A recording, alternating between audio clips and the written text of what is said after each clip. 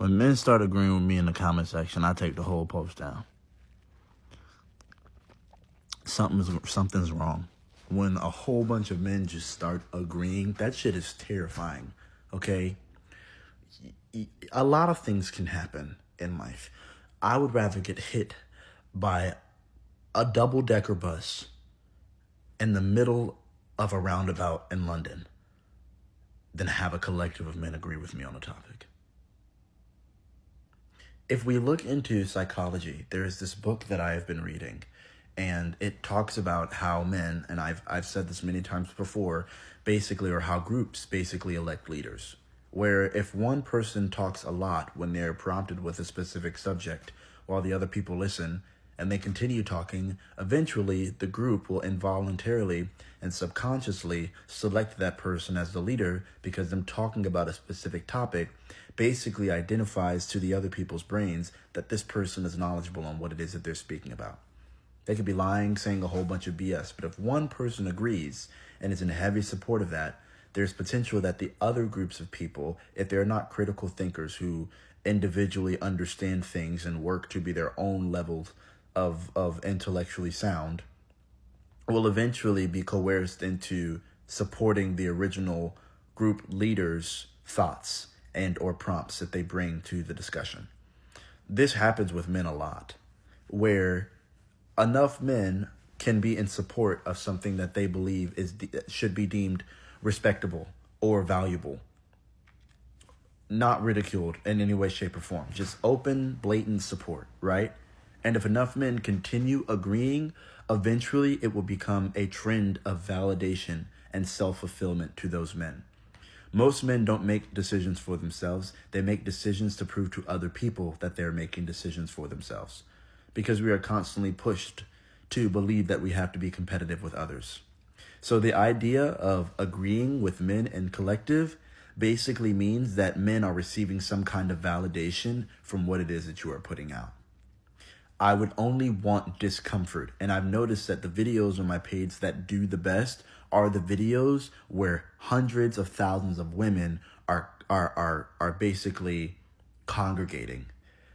And the only reason why I value that a lot more than men is because, in my opinion, I believe that men congregate for social validation, for ways to dick around and spend time with each other, to socially relieve themselves of the things that they think about internally. Whereas women congregate to educate themselves further, to expound on thousands of topics, and constantly continue to immerse themselves in spaces where their brains are given the ability to learn and expand past what they knew prior to. This is proven empirically, and with that being the case, if we as men are constantly looking towards other people to validate us, eventually we will elect our own individual selves as group leaders. So many other men will think we are important, cycling that importance to other men who cycle it to other men, where all of us are just constantly in this vicious loop of validation, convincing each other of who's the most important group leader of them all. When in all actuality, we could just be individuals who think on our own. Like, I've had women who openly disagree, but they won't just disagree. They will explain why they disagree, regardless of other people's opinions, without looking for validation. And I could respond back to them, and they won't respond back to me, because them disagreeing is a statement. It's not a question, or it's not entry for access to ask someone else to prove why they are wrong, or why they shouldn't hold an opinion that's different from the original opinion that was stated.